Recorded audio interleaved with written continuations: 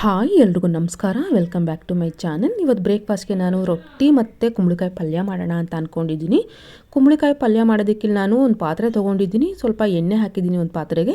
ಹಾಗೆ ಒಗ್ಗರಣೆಗೆ ಸಾಸಿವೆ ಕೂಡ ಹಾಕಿದ್ದೀನಿ. ಸಾಸಿವೆ ಎಲ್ಲ ಸಿಡ್ದಾದ್ಮೇಲೆ ಈರುಳ್ಳಿ ಮತ್ತು ಕರಿಬೇವು ಸೊಪ್ಪು ಕೂಡ ಹಾಕಿದ್ದೀನಿ. ಇದಿಷ್ಟು ಚೆನ್ನಾಗಿ ಒಗ್ಗರಣೆ ಹಾಕ್ಕೊಂಡು ಚೆನ್ನಾಗಿ ಹುರ್ಕೊಂಡಾದ್ಮೇಲೆ ಹಸಿಮೆಣ್ಸಿನ್ಕಾಯಿ ಕೂಡ ಹಾಕಿದ್ದೀನಿ.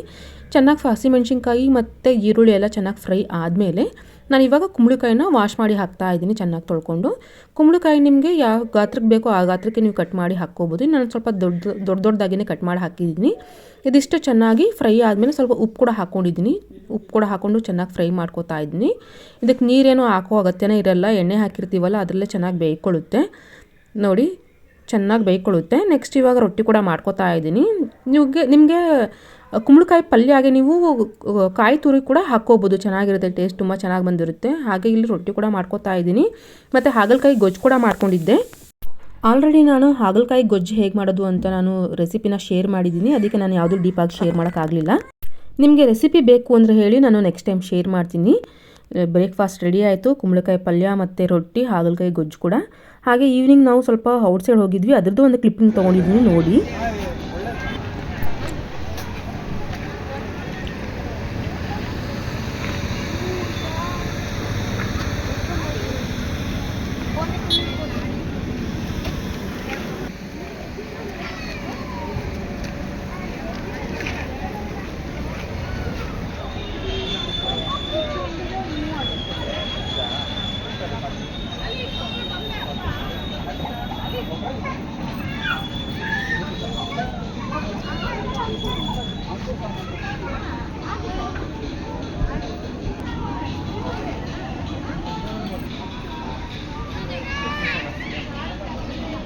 ಸುಮ್ಮನೆ ಕೂರ್ಸ್ಬೋದಾ?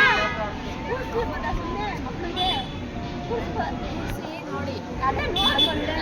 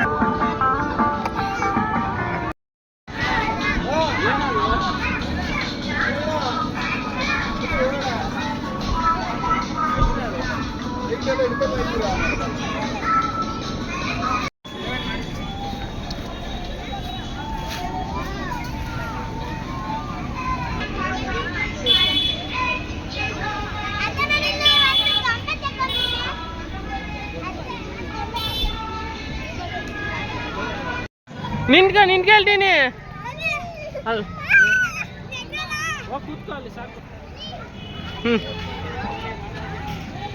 ಇವಾಗ ಬಾರಪ್ಪ ಬಾರ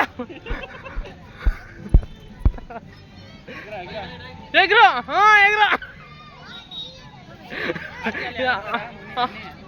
ಎಗ್ರ ಹಂಗೆ ಜಂಪಡಿ ಜಂಪಡಿ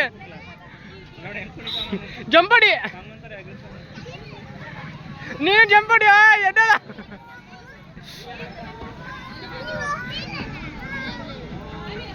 ಬಾ ಎದ್ದು ಜಂಪಡಿ ಬಾ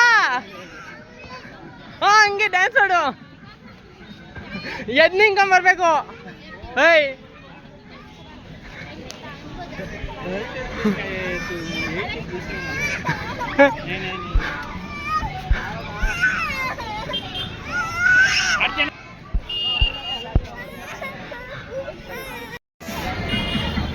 ಜಂಪಡಿ ಜಂಪಡಿ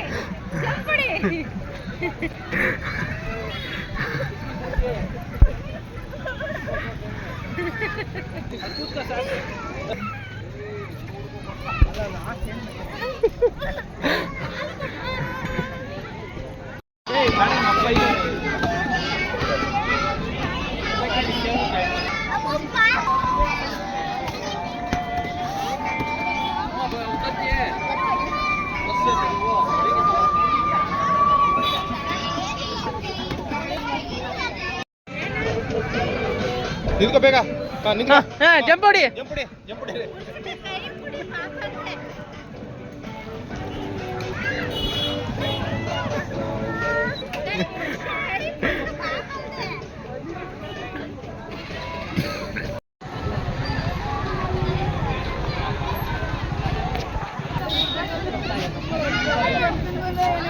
मेरे